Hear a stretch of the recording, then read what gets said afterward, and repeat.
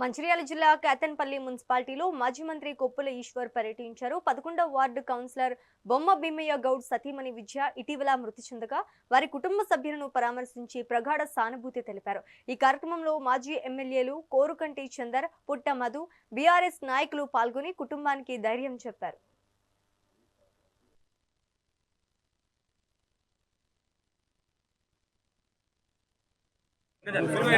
ఒక మహిళ ఎవరు లేనప్పుడు ఒక మహిళ కరెక్ట్ కాదు.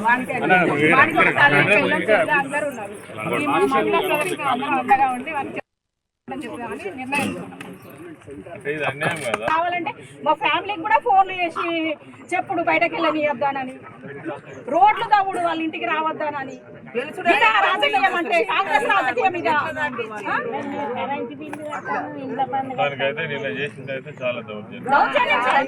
ఇది ఒక దౌర్జన్యం. ఒక ఆడవాళ్ళని చూసి మీరు ఇంత దౌర్జన్యం. సింగరేణి వాళ్ళు ఇంటిమేషన్ ఇస్తారు కదా సార్, అది ఇవాళ కాదు కదా. సింగరేణి ఏదైనా కానీ ఫస్ట్ ఇంటిమేషన్ ఇచ్చి చేస్తారు. అది ఇంటిమేషన్ ఇవ్వకుండా ఇంట్లో ఎవరు లేకుండా ఇదంతా దౌర్జన్యం కాదు. ప్రతి ఒక్కరు ఉంది, కాంగ్రెస్ వాళ్ళది కూడా ఉంది ల్యాండ్, అది కూడా కబ్జా చేయండి. అట్లా కబ్జా చేస్తే భూమి ఇప్పిస్తాం, వదిలిపెట్టమని చెప్తాం. ఆయన కష్టపడి అయ్యా లొంగుతలేడు కాబట్టి ఇట్లా భార్యనన్నా ఇంట్లో ఆగమాగం చేస్తే ఇట్లనన్నా లొంగుతారు కావచ్చు అని దౌర్జన్యం చేస్తాను అంతే.